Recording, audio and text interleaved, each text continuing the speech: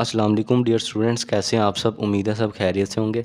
तो स्टूडेंट, आप लोग देख रहे हैं फ़र्स्ट ईयर की फ़िज़िक्स 2025 न्यू बुक का लेक्चर नंबर 6 और आज चैप्टर नंबर 1 का लास्ट लेक्चर हम कवर करेंगे। ठीक है, इसके दो पार्ट्स हैं। एक पार्ट में हम एक्सरसाइज के शॉर्ट क्वेश्चन और कंस्ट्रक्टेड रिस्पॉन्स क्वेश्चन यानी कॉन्सेप्चुअल क्वेश्चंस करेंगे और दूसरे पार्ट में हम इंशाल्लाह इसके न्यूमेरिकल्स और साथ कुछ एडिशनल शॉर्ट क्वेश्चन और एमसीक्यूज़ मैं आपके साथ शेयर कर दूंगा। ठीक है, तो शुरू करते हैं आज का लेक्चर। आप लोगों ने ये एक्सरसाइज चैप्टर नंबर 1 की देख लेनी है। ये पेज नंबर 16 के ऊपर एक्सरसाइज मौजूद है। ठीक है, चैप्टर नंबर 1 मेजरमेंट्स की।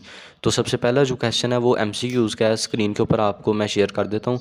तो एमसीक्यूज़ हम बुक के ऊपर से ही रीड कर लेते हैं, बाकी जो शॉर्ट क्वेश्चंस वगैरह हैं वो मैं आपके साथ नोट्स शेयर कर दूंगा। ठीक है, तो एक एक करके फिर उन शॉर्ट क्वेश्चन को मैं समझा भी दूंगा। तो सबसे पहले एमसीक्यू स्टार्ट करते हैं। तो ये जो अगर आप लोगों के पास एमसीक्यूज़ दिए गए हैं इस एक्सरसाइज के, ठीक है, आप लोग उसको भी देख सकते हैं। पहला एमसीक्यूज़ का आंसर बी है, बेटरमेंट ऑफ मैनकाइंड। जो दूसरा एमसीक्यूज़ है उसका आंसर आपने डी लगाना है, वर्नियर कैलिपर्स। और इसी तरह तीसरे एमसीक्यूज़ का आंसर है 1.39 सेंटीमीटर। फोर्थ जो एमसीक्यूज़ है वो है 4.17 मिलीमीटर, सी ऑप्शन। और पाँचवा एमसीक्यूज़ है all of above, D option. और जो छठा एमसीक्यूज़ है उसका आंसर है डी यानी 5। इसके अंदर 5 सिग्निफिकेंट फिगर्स होंगे।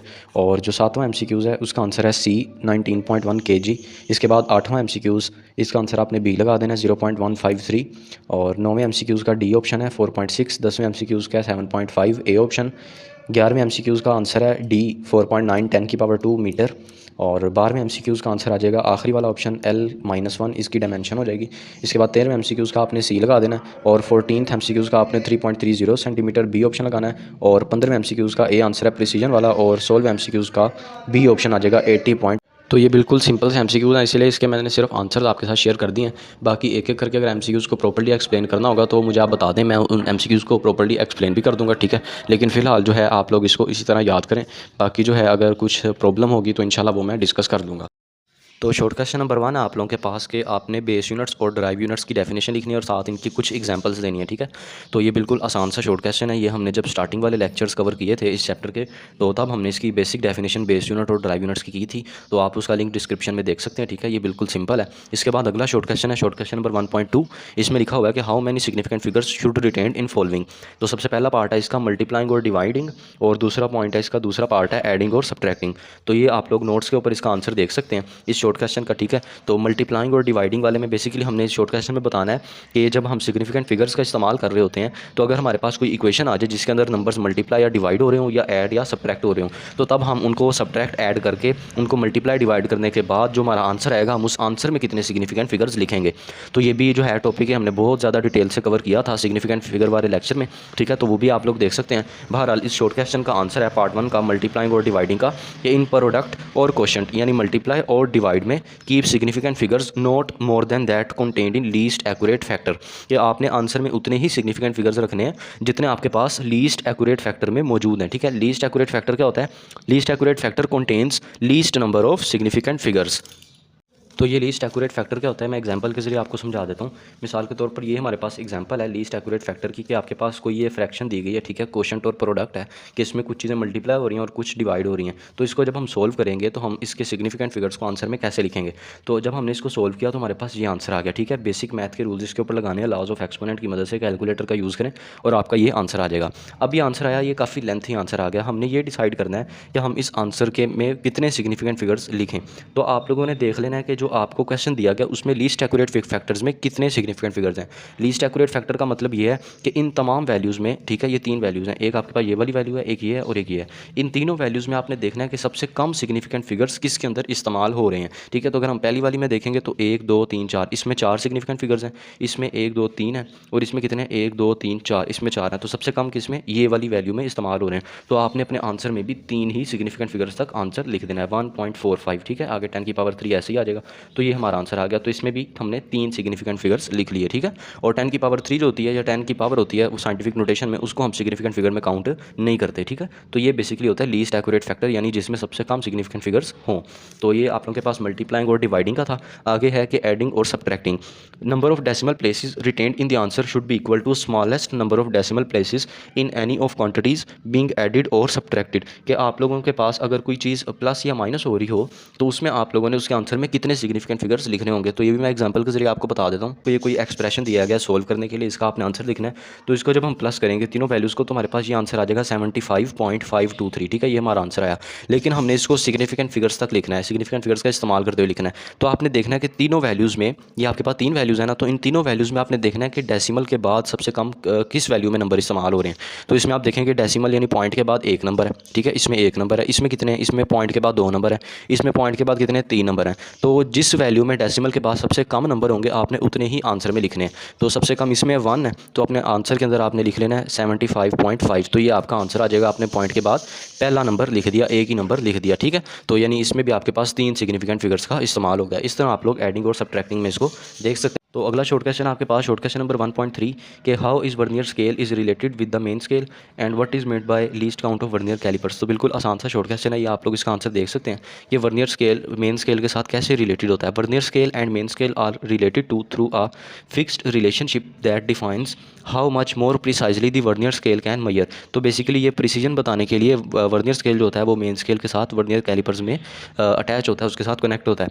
Also we can see from formula, अगर हम फार्मूला देखें लीस्ट काउंट का, इसके अंदर 1 मेन स्केल डिवीजन और 1 वर्नियर स्केल डिवीजन को माइनस किया जाता है। तो इधर से भी हम इन दोनों का रिलेशन देख सकते हैं कि इन दोनों का जो डिफरेंस होता है, इन दोनों की एक एक डिवीजन का, वो हमारे पास क्या होता है, वो लीस्ट काउंट होता है। इसलिए वर्नियर स्केल मेन स्केल के साथ रिलेटेड है। आगे दूसरा पार्ट है शॉर्ट क्वेश्चन का कि define least count of vernier calipers. आपने वर्नियर कैलिपर के लीस्ट काउंट के बारे में बताना है। लीस्ट काउंट बेसिकली उस वैल्यू को कहते हैं जो कोई भी मेजरिंग इंस्ट्रूमेंट छोटी से छोटी वैल्यू मेजर कर सकता हो, ठीक है। यानी कोई इंस्ट्रूमेंट है वो कम से कम कितनी मेजरमेंट कर सकता है, वो उसका लीस्ट काउंट कहलाता है। तो least count of vernier calipers है कि least count of vernier caliper is the difference between 1 main scale division and 1 vernier scale division. Same वही फार्मूला जो लिखा हुआ है उसको यहाँ पर स्टेटमेंट की सूरत में लिख दिया। आगे इसके साथ आपने इसके 2 एक्स्ट्रा पॉइंट लिखने हैं। इट्स वैल्यू इज 0.1 मिलीमीटर और 0.01 सेंटीमीटर, ये इसके लीस्ट काउंट की वैल्यू होती है। It is also called vernier constant, इसको वर्नियर कांस्टेंट भी कहा जाता है। या आप लोगों ने ये सारा कुछ 9th क्लास की फिजिक्स में भी पढ़ा होगा। तो अगला शॉर्ट क्वेश्चन आपके पास, शॉर्ट क्वेश्चन नंबर 1.4, इसके 2 पार्ट्स हैं। आपने इन दोनों वैल्यूज़ को साइंटिफिक नोटेशन में लिखना है। तो बड़ा आसान सा शॉर्ट क्वेश्चन है। साइंटिफिक नोटेशन में आप लोगों को पता है लिखने के लिए हम पहले नॉन जीरो डिजिट के बाद पॉइंट को लेकर जाते हैं, ठीक है। पॉइंट 1 के बाद चला जाएगा, बाकी वैल्यू हमारी ये आ जाएगी। आगे साथ 10 की पावर आएगी। पॉइंट जितने डिजिट्स आगे गया उतनी 10 की पावर लिख देंगे। तो 2 डिजिट्स आगे गया तो 10 की पावर 2 आ जाएगा। अगर पॉइंट राइट से लेफ्ट की तरफ हम लेके जाएंगे तो 10 की पावर पॉजिटिव होगी। अगर हम लेफ्ट से राइट लेके जाएंगे तो 10 की वैल्यू, 10 के ऊपर जो पावर है वो नेगेटिव होगी। तो यहाँ पर हम राइट से लेफ्ट गए हैं तो इसीलिए 10 की पावर जो होगी वो क्या होगी, पॉजिटिव। तो ये इसकी साइंटिफिक नोटेशन है। सेम इसी तरह यहाँ पर भी आपने पॉइंट को उठा के पहले नॉन जीरो डिजिट के बाद ले आना है 2.064, आगे मल्टीप्लाई 10 की पावर 7 आएगी। फिर तो ये 2 डिजिट्स आगे गया 10 की पावर 2 आ जाएगी और राइट से लेफ्ट गया इसलिए पॉजिटिव होगी।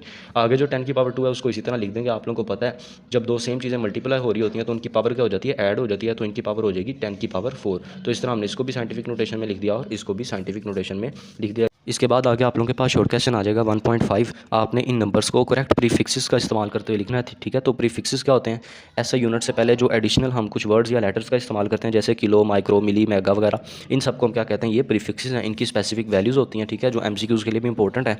तो स्टार्टिंग लेक्चर्स में आप लोग इसको देख भी सकते हैं। तो आप लोगों ने इसके 2 पार्ट हैं, इसको सोल्व करना है। पहला पार्ट है 580 मल्टीप्लाई 10 की पावर 2 ग्राम। तो सबसे पहले आप लोगों ने क्या करना है, इसको साइंटिफिक नोटेशन में लिख लेना है। 10 के पावर से पहले जो वैल्यू है उसको हम लिखेंगे साइंटिफिक नोटेशन में। पॉइंट को हम क्या करेंगे, हमें पता है जिस वैल्यू में पॉइंट ना हो उस वैल्यू के आखिर पे पॉइंट होता है, ठीक है। तो 580 है ना, तो 580 में पॉइंट नहीं है तो इस वैल्यू के लास्ट पे हम खुद से पॉइंट और जीरो अज्यूम कर लेंगे। अब इस पॉइंट को उठा के आप चाहे तो पहले नॉन जीरो डिजिट के बाद ले जाएं, चाहे दूसरे नॉन जीरो डिजिट के बाद ले जाएं। तो यहाँ पर अगर हम पहले के बाद लेके जाएंगे तो हमारे पास 10 की पावर 2 बनेगी जो कि हमें प्रीफिक्स नहीं दे सकती। तो इसीलिए हम 10 की ये पॉइंट को उठा के दूसरे नॉन जीरो डिजिट के बाद लेकर जाएंगे, ठीक है। 58.0 बन जाएगा। फिर आगे एक नंबर आगे गया पॉइंट, तो फिर हमारे पास 10 की पावर कितनी आ जाएगी, 1 आ जाएगी, ठीक है। जितने नंबर आगे जाए उतनी 10 की पावर आ जाती होती है। तो 10 की पावर 1 आ जाएगी, बाकी 10 की पावर 2 इसी तरह आ गई। इन दोनों वैल्यूज़ की पावर को प्लस कर दिया तो हमारे पास 10 की पावर 3 आ गई। और 58.0 लिखें या 58 लिखें एक ही बात है। और 10 की पावर 3 ये क्या होता है, ये किलो होता है। तो इसकी जगह आपने किलो लिख देना और आगे ग्राम आ जाएगा। तो 58 kg आपका आंसर आ जाएगा सिंपल साइंटिफिक नोटेशन से। इसी तरह बी पार्ट भी देख सकते हैं, बिल्कुल सिंपल साइज़ को भी आप लोगों ने साइंटिफिक नोटेशन का इस्तेमाल करते हुए लिखना होगा। तो अगला शॉर्ट क्वेश्चन नंबर 1.6 है। आपको kinetic energy of body of mass m दी गई है 1/2 mv²। जनरल फार्मूला होता है काइनेटिक एनर्जी का, ये आप लोगों ने 9th-10th में पढ़ा भी होगा। काइनेटिक एनर्जी हाफ mv² के इक्वल होती है। तो इस फार्मूले की मदद से हमने काइनेटिक एनर्जी की डायमेंशंस बतानी है। सबसे पहले आप लोगों ने काइनेटिक एनर्जी का फार्मूला लिखना है जो उन्होंने दिया हुआ है, हाफ mv², ठीक है, जनरल फार्मूला। उसके बाद when using dimensions we can ignore the numerical factor 1/2। तो जब हम डायमेंशंस फाइंड कर रहे होते हैं तो फार्मूले में जो भी नंबर इस्तेमाल हो, न्यूमेरिकल फैक्टर जिसे कहते हैं, ठीक है, यहाँ 1/2 है, कोई भी नंबर या डिजिट इस्तेमाल हो उसको हम इग्नोर कर देते हैं, उसकी डायमेंशन नहीं होती। तो फिर हम बाकी क्या बचेगा हमारे पास, kinetic energy is equal to M V square. इसकी आप लोगों ने डायमेंशन लिख देनी है। डायमेंशन तो आपको पता है स्क्वायर ब्रैकेट्स में लिखी जाती हैं, तो इसको स्क्वायर ब्रैकेट्स में लिख देंगे सब चीज़ों को। काइनेटिक एनर्जी की डायमेंशन के ई आ जाएगी। एम जो है वो आपके पास मैस है, और मैस की डायमेंशन कैपिटल एम होती है। वी आपके पास स्पीड है, स्पीड की डायमेंशन हमने फाइंड की थी लास्ट लेक्चर में, वो है एल टी माइनस वन। तो ये आप लोगों के पास वी की डायमेंशन आ गई, ऊपर स्केयर है तो स्केयर लगा देंगे, बाहर वाली पावर अंदर वाली पावर्स के साथ मल्टीप्लाई हो जाती है, ये लॉ ऑफ एक्सपोनेंट है, ठीक है, जनरल मैथ का रूल है। तो एल स्केयर आ जाएगा, यहाँ टी की पावर माइनस टू आ जाएगी, फिर इन सारी चीज़ों को एक ही स्केयर ब्रैकेट में लिख देंगे, तो ये बेसिकली काइनेटिक एनर्जी की डायमेंशन हो जाएगी। बिल्कुल सिंपल सा ये शॉर्ट क्वेश्चन था। तो अगला शॉर्ट क्वेश्चन आप लोगों के पास 1.7, इसमें आप लोगों ने इन तमाम वैल्यूज़ के अंदर सिग्निफिकेंट फिगर्स की तादाद बतानी है कि कितनी है, ठीक है। तो इस वैल्यू को आप लोग देखें, पहला पार्ट 37 किलोमीटर है, किलो आपको पता है 10 की पावर 3 होता है, और ये मीटर आ गया। तो इसमें हम सिग्निफिकेंट फिगर देखें तो हमारे पास वो आ जाएंगे, कितने आ जाएंगे, वो आ जाएंगे 2। तो इसमें 2 सिग्निफिकेंट फिगर्स हो जाएंगे, 3 और 7। All natural numbers are significant figure. तो 3 और 7 दोनों नॉन जीरो डिजिट है, वो क्या है, सिग्निफिकेंट फिगर 2 हैं, और 10 की पावर 3 को हम इग्नोर कर देते होते हैं। इसके बाद दूसरा पार्ट है, ये आप लोगों के पास दिया गया 0.002953 मीटर। तो इसमें देखें कितने सिग्निफिकेंट फिगर्स हैं, इसमें 1 2 3 4, 4 तो नंबर्स हैं हमारे पास, ठीक है, 4 डिजिट्स हैं, और इसके अलावा 1 2 3 3 जीरो हैं। तो टोटल 7 हमारे पास इसके अंदर सिग्निफिकेंट फिगर्स हो जाएंगे। जीरो अगर लेफ्ट साइड पे आ जाए तो फिर वो सिग्निफिकेंट होता है, और अगर जीरो लेफ्ट पे ना आए, राइट पे आ जाए, फिर वो सिग्निफिकेंट नहीं होता। तो इसमें हमारे पास 7 सिग्निफिकेंट फिगर्स आ जाएंगे। अगली जो वैल्यू है वो है 7.50034 सेंटी की जगह आप 10 की पावर माइनस 2 लिख दें, और ये मीटर आ जाएगा, ठीक है। तो इसमें कितने सिग्निफिकेंट फिगर हो जाएंगे, 1 2 3 4 5 6, इसमें टोटल 6 सिग्निफिकेंट फिगर्स हो जाएंगे। अब आप ये सोच रहे होंगे कि जीरो राइट साइड पे आ गया पॉइंट के, तो ये सिग्निफिकेंट कैसे होगा। ये जीरो इस वजह से सिग्निफिकेंट है क्योंकि ये 2 डिजिट्स के दरमियान में आ गए हैं, ठीक है। जब भी जीरो 2 डिजिट्स के दरमियान में आएगा, चाहे वो 1 जीरो या जितने मर्जी हो, वो भी क्या होंगे, सिग्निफिकेंट ही होंगे। तो टोटल इसमें 6 हो जाएंगे, और 10 की पावर इग्नोर हो जाएगी। इसी तरह ये जो वैल्यू है 200.0 मीटर, इसमें कितने सिग्निफिकेंट हो जाएंगे, इसमें हमारे पास सिर्फ और सिर्फ एक ही सिग्निफिकेंट फिगर होगा, वो है 2, ठीक है। 2 एक नेचुरल नंबर है, नॉन जीरो डिजिट है, तो वो सिग्निफिकेंट हो जाएगा, और जो जीरोज हैं वो राइट साइड पे आ रहे हैं, इसलिए वो सिग्निफिकेंट नहीं होंगे। तो आगे शॉर्ट क्वेश्चन नंबर 1.8 में आप लोगों ने डायमेंशंस बतानी है, ठीक है। ये 2 फार्मूलाज हैं, डायमेंशन ऑफ प्लांक्स कांस्टेंट है, और दूसरा डायमेंशन ऑफ एंगुलर वेलोसिटी। तो प्लांक्स कांस्टेंट ये क्या होता है, ये आगे चलकर अगले चैप्टर्स में हम इसको डिस्कस भी करेंगे, ठीक है, सेकंड ईयर में भी आएगा।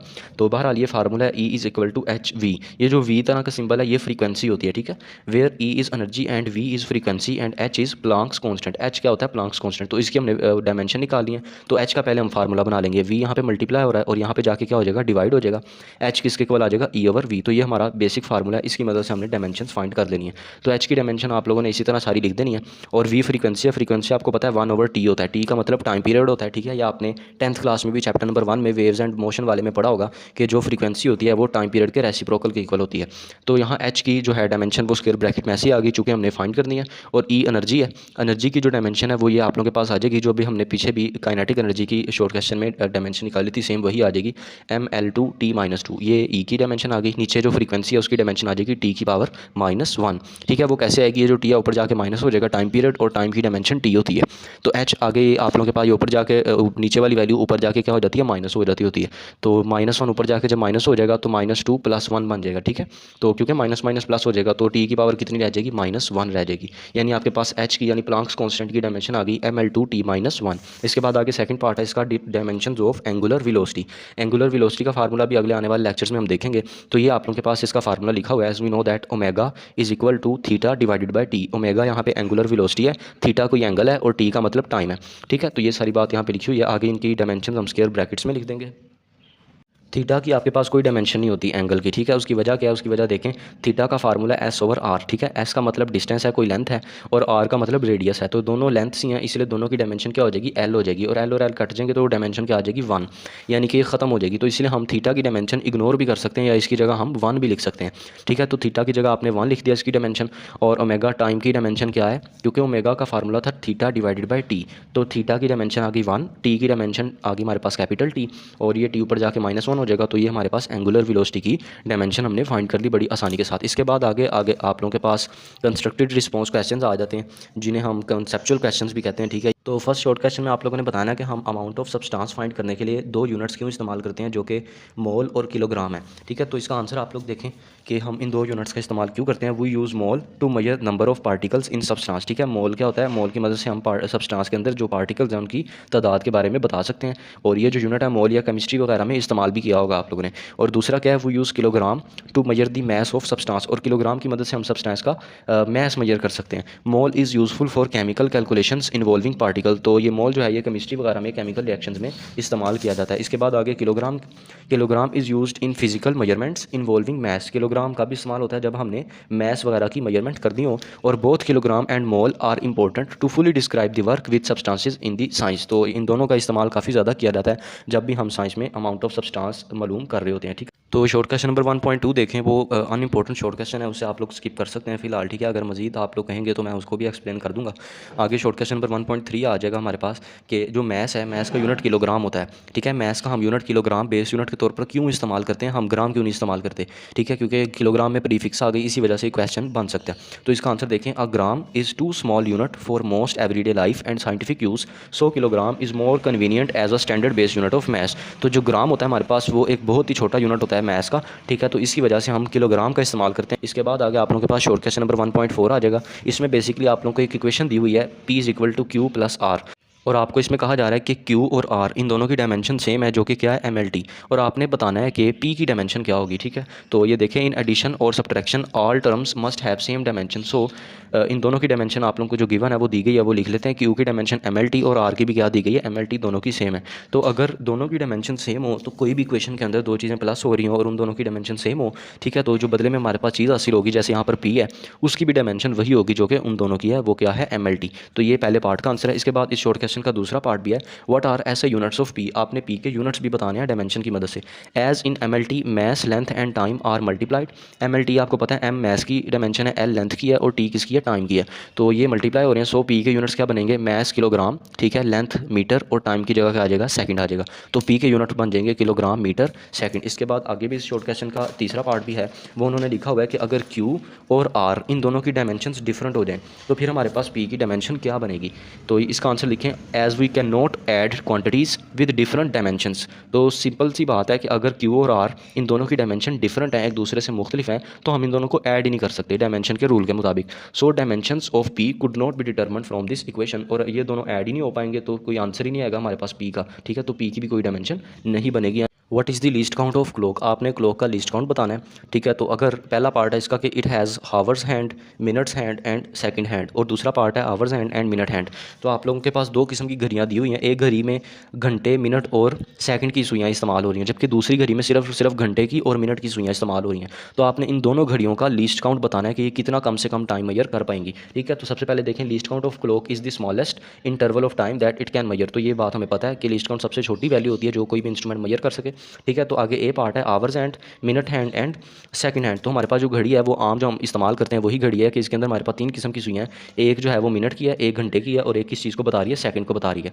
तो सबसे कम हमें पता है सेकंड है, तो इसी वजह से इस क्लॉक का लीस्ट काउंट भी क्या होगा, सेकंड ही होगा। तो यहाँ पर यही सारी बात लिखी हुई है कि hours hand move in increments of 1 hour, कि जो घंटे वाली सुई है वो एक एक घंटा मूव करती है, and minutes hand moves in increments of 1 minute, और मिनट वाली सुई जो है वो एक एक मिनट आगे मूव करती है। While seconds hand move in increment of 1 second, जबकि सेकंड वाली सुई सेकंड के हिसाब से चलती है, वो एक एक सेकंड आगे मूव होती है। ठीक है, which is the smallest unit of time, और टाइम का जो स्मॉलेस्ट यूनिट है वो क्या है, सेकंड ही है। So least count of clock is 1 second. इस केस में क्या हो जाएगा, लीस्ट काउंट इस घड़ी का वो 1 सेकंड हो जाएगा। अब दूसरे केस में अगर हमारे पास एक घड़ी है, उसके पास सिर्फ दो सुई हैं, एक घंटे वाली सुई है और एक मिनट वाली सुई है, तो इसमें आप लोग देख सकते हैं छोटी चीज़ क्या है, वो मिनट है। तो इस घड़ी का क्या हो जाएगा, लीस्ट काउंट वो 1 मिनट हो जाएगा, यानी उसकी स्मॉल मेजरमेंट। ठीक है, तो इस घड़ी की मदद से हम कम से कम 1 मिनट तक टाइम देख सकते हैं। तो आगे आप लोगों के पास शॉर्ट क्वेश्चन नंबर 1.6 आ जाता है, how can diameter of a round pencil be measured using metre rule with same accuracy as that of vernier caliper describe. तो आप लोगों ने बेसिकली इसमें ये बताना है कि आपके पास एक राउंड पेंसिल है, ठीक है, एक आम पेंसिल जो आप इस्तेमाल करते हैं वो आपके पास है, तो उसका डायमीटर आप किस तरह मेजर कर सकते हैं, मीटर रूल की मदद से और वर्नियर कैलिपर्स की मदद से। ठीक है, तो वो कितना एक्यूरेट होगा जो आप मीटर रूल की मदद से मेजर करेंगे और वर्नियर कैलिपर की मदद से मेजर करेंगे। तो इसका आंसर देखें, to measure the diameter of a pencil with the same accuracy as vernier caliper using a metre rule, कि हम मीटर रूल की मदद से ज़्यादा एक्यूरेसी से किस तरह मेजर कर सकते हैं, जो कि वर्नियर कैलिपर से भी कर सकते हैं। Align the pencil along the ruler and estimate between the 1 millimetre divisions. ठीक है, आपने पेंसिल को रूलर के साथ बिल्कुल रख देना है, ठीक है, स्केल के साथ, and estimate between 1 millimetre division, और आपने 1 मिलीमीटर डिवीजन के दरमियान अंदाज़ा लगाना है। This gives an accuracy of around 1 millimetre. तो हम मीटर रूल की मदद से 1 मिलीमीटर तक का डायमीटर इसका फाइंड कर सकते हैं। For better precision use a ruler with smaller gradations i.e. 0.5 millimetre. तो बेसिकली ये जो 1 मिलीमीटर है ये उस मीटर रूल का लीस्ट काउंट होता है। आप लोगों को पता होना चाहिए जो स्केल है, जो मीटर रूल है, जो लेबॉर्ट्रीज़ वगैरह में एक्सपेरिमेंट के लिए इस्तेमाल किया जाता है, उसका लीस्ट काउंट कितना होता है 1 मिलीमीटर। तो इसलिए हम इससे भी एक्यूरेसी से मेजर कर सकते हैं राउंड पेंसिल का डायमीटर। तो ये शॉर्ट क्वेश्चन नंबर 1.6। तो आगे जो शॉर्ट क्वेश्चन नंबर 1.7, 8, 9 है और 11 है, ये अनइम्पोर्टेंट शॉर्ट क्वेश्चन है, ठीक है, ये आप लोगों को नहीं आएंगे बोर्ड में। और ये जो शॉर्ट क्वेश्चन नंबर 1.10 है, 1.10, ये इंपॉर्टेंट है, ये आपको आने का काफ़ी चांस है, ठीक है, ये काफ़ी इंपॉर्टेंट लग रहा है। तो इसको देख लें, इसमें लिखा हुआ है what is dimensionless quantity, give one example. तो डायमेंशनलेस क्वांटिटी की आपने डेफिनेशन लिखनी है, नाम से जाहिर है डायमेंशनलेस यानी इसकी कोई डायमेंशन नहीं होगी। तो it is a physical quantity that has no units और dimensions, it is a pure number और अ कांस्टेंट। तो ये वो क्वांटिटी होती है जिसकी डायमेंशन नहीं होगी, ये प्योर नंबर होगा, कोई ना कोई डिजिट होगा, कोई नंबर होगा, ठीक है, जिस तरह भी काइनेटिक एनर्जी वाले में 1/2 था। और कांस्टेंट, कांस्टेंट का मतलब ही नंबर ही है। एग्जांपल आप लोग इसकी लिख सकते हैं कोएफिशिएंट ऑफ फ्रिक्शन म्यू, ठीक है, mu is equal to FS/R, ये इसका फार्मूला लिखा हुआ है, ये वैसे ही आप लोग याद रखें, लिखने की आपको जरूरत नहीं है। तो दूसरी एग्जांपल है पाई, पाई की वैल्यू भी आपको पता है 22/7 होती है, 3.14, ये भी नंबर होता है। तो इसलिए ये भी क्या होगा, बेसिकली ये भी डायमेंशनलेस क्वांटिटी होगी, इनकी डायमेंशन हम फाइंड नहीं कर सकते। तो ये शॉर्ट क्वेश्चन नंबर आप लोगों के पास 1.10 था, ये एक्सरसाइज के शॉर्ट क्वेश्चन थे, ठीक है, और कुछ कंस्ट्रक्टिव रिस्पॉन्स क्वेश्चन थे जिनमें कॉन्सेप्चुअल क्वेश्चन आगे थे। और आज हमने पार्ट 1 जो है एक्सरसाइज का कंप्लीट कर लिया। नेक्स्ट पार्ट में हम इंशाल्लाह इस चैप्टर के जो एक्सरसाइज है उसके न्यूमेरिकल्स और कुछ एक्स्ट्रा शॉर्ट क्वेश्चन अंदर वाले साइड बॉक्सेस वाले और कुछ MCQ जो बोर्ड में आने का चांस है उनके बारे में डिस्कस करेंगे। मिलते हैं आपसे कल अगले लेक्चर में, तब तक के लिए अपना ख्याल रखिएगा। अल्लाह हाफिज़।